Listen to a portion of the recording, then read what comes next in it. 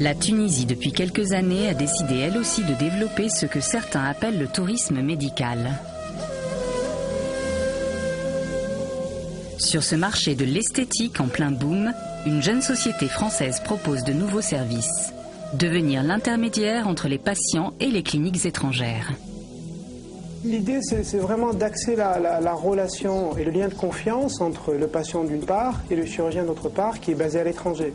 Donc le but des services que nous avons mis en place, c'est de réduire cette distance géographique. Grâce à un système de vidéoconférence, le patient peut choisir son médecin selon ses affinités et dialoguer avec lui en direct bien avant son opération. Par exemple, la cicatrice chez l'homme, elle ne va pas être au niveau de l'oreille ici comme chez la femme, mais elle va être au niveau du bord postérieur de la barbe pour pas qu'on ramène la barbe sur l'oreille, par exemple. Ça, on l'explique sur sa photo. Le patient a la possibilité de mieux comprendre les différentes phases de son opération avec des visuels intégrés dans une interface simple d'utilisation. Le concept d'aller à l'étranger pour se faire soigner va s'expliquer par 3 avantages essentiels. Le premier, c'est effectivement l'économie réalisée par rapport à l'intervention en France. L'idée, c'est de réaliser une économie incluant donc l'intervention à l'étranger, plus le séjour, plus le billet d'avion, de l'ordre de 30 à 50% en fonction des interventions. Ça, c'est le premier point qui revient de la part de nos clients. Le second point positif, pour certaines personnes, reste l'anonymat.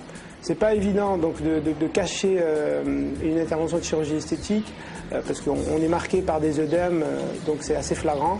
Donc les personnes partent à l'étranger pour le faire en tout anonymat. Le troisième point va être en fait dans la convalescence. Ça va être une convalescence privilégiée en ce sens que après l'intervention à l'étranger, on ne va pas rentrer à la maison et justement avoir à assurer les tâches ménagères quotidiennes, surtout pour une femme. Donc là-dessus, j'insiste bien sur convalescence privilégiée. La personne ne va pas aller visiter des sites touristiques. On part à l'étranger pour une intervention esthétique et non pas pour aller visiter le pays. Les interventions chirurgicales à l'étranger, notamment en Tunisie ou au Maroc, c'est... bon, point par point, les chirurgiens qui opèrent sont de très bons chirurgiens.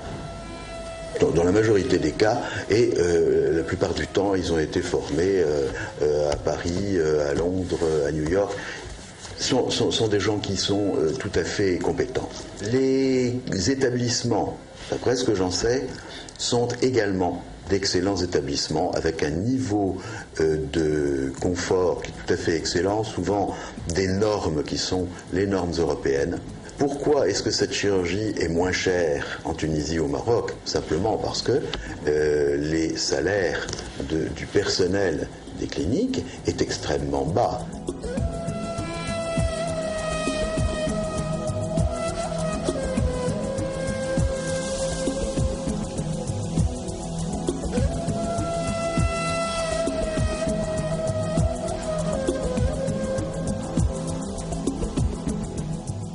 Comme je vous l'ai dit, 95%, tout se passe bien. Et quid des 5% qui restent? Donc, on vous renvoie dans votre pays d'origine, la France en l'occurrence, et puis vous vous retrouvez avec un hématome sur un sein qui est 2 fois plus gros que l'autre, une prothèse qui a tourné, un résidu de paralysie faciale sur un lifting.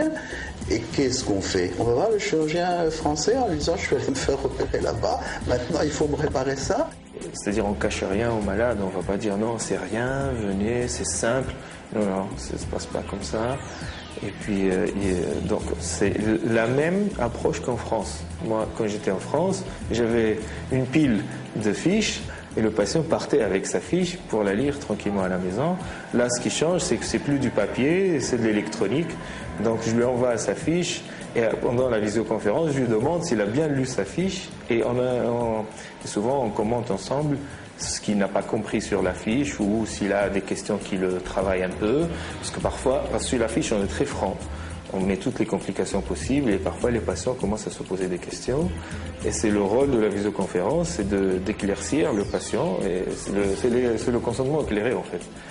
Et là, à la fin du parcours, il a déjà eu sa période de réflexion, il a tous les éléments en main.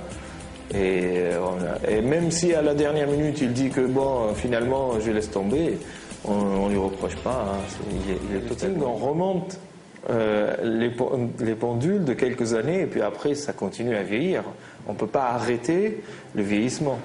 Mais on a gagné chaque fois quelques années. On remonte et voilà, ça continue à vieillir. De plus en plus souvent, on nous propose d'aller nous faire opérer à l'étranger. Enfin, c'est des packages qui semblent être moins chers. Est-ce qu'on prend des risques dans certains cas ? Bon, il semble qu'on ne soit jamais content de ce qu'on a à côté de chez soi. Vous savez bien, l'herbe est toujours plus verte ailleurs. Oui. Eh ben, il y a plein de femmes. Moi, j'ai des patientes de Kiev qui arrivent à la fin de la semaine pour se faire opérer à Paris. Elles prennent pas plus de risques. Ça joue dans les deux sens. Ça joue dans tous les sens. Actuellement, les gens se déplacent énormément. Alors, il y a la Tunisie, il y a le Maroc, donc les pays du Maghreb. C'est nous qui les avons formés. On ne va pas dire qu'ils ont été mal formés. Nous avons en France énormément de nos confrères maghrébins, des infirmières du Maghreb dans les cliniques. On les connaît, ils travaillent très bien. En plus, vous avez vu dans le film une clinique qui est filmée en marbre, oui, avec un bloc opératoire, pour ne parler que du bloc opératoire, qui a tout ce qu'il faut, même peut-être une table d'opération plus moderne que la mienne. Eh bien, je crois qu'ils ont le matériel, ils ont la formation, il n'y a pas de raison qu'on n'y aille pas. Oui, il y a un risque dans les suites.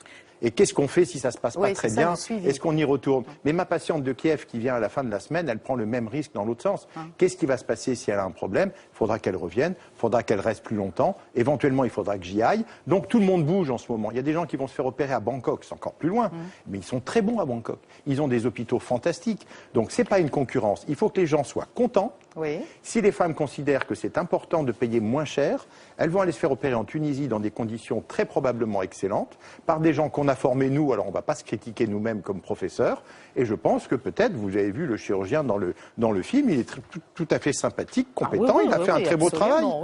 Alors on n'a rien à dire. Alors peut-être, pour conclure, de manière générale, comment je choisis mon praticien? Comment je sais quand même que je minimise tous les risques? Je veux un bon. C'est un peu difficile, ça. Ça, c'est un peu difficile.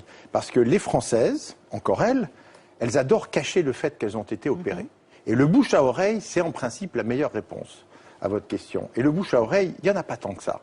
Parce que la jeune femme qui a eu les seins refaits, elle va dire « mais moi, on ne m'a jamais touché, j'ai entendu parler d'un chirurgien, mais il ne m'a jamais rien fait ». Celle qui est merveilleusement en place au niveau de son visage ne va jamais avouer qu'elle a fait un lifting. Alors comment savoir ? Eh ben, c'est très difficile. Il faut quand même essayer de poser des questions. Et ce n'est pas aux médecins généralistes. Je pense qu'il faut s'informer par la presse maintenant. Il faut s'informer par la télévision. Il faut essayer d'avoir 2-3 amis qui ont été opérés. Et sinon, sur Internet, on lit des choses fausses. Oui. Tout n'est pas vrai. Il faut faire extrêmement attention à ça. Et c'est très difficile de trouver un praticien. Mais je suis bien d'accord avec vous. En France, on était 5000 il y a 2 ans. Il y avait beaucoup de non-chirurgiens qui opéraient. Depuis la loi Kouchner, qui est passée il y a 2 ans, nous ne sommes plus que 580 ou 600. Des vrais chirurgiens qui font de la chirurgie. Je pense qu'il y a une meilleure sécurité. Les cliniques sont meilleures. Elles ont été surveillées. On a fermé les appartements. Il y avait des gens qui opéraient dans des appartements. C'est fermé. Donc maintenant, vous êtes dans une bonne clinique opérée par un bon chirurgien. Et les chirurgiens français sont bien formés. Donc j'espère, en continuant l'information, qu'on arrêtera de voir ces liftings trop tirés, ces seins trop gros, ces nez en trompette qui ne vont pas dans le paysage. Je ne veux plus de canards, je ne veux plus de lifting poisson, j'appelle ça le fish lift. Il faut informer, informer, informer. C'est ce qu'on est en train de faire avec vous, charmante Marie-Ange Nardi. Nous vous en remercions, voilà. Docteur Patrick Barave, qui était aujourd'hui avec nous. C'était le grand dossier de la semaine. Merci de nous avoir éclairés dans cette quête de jeunesse.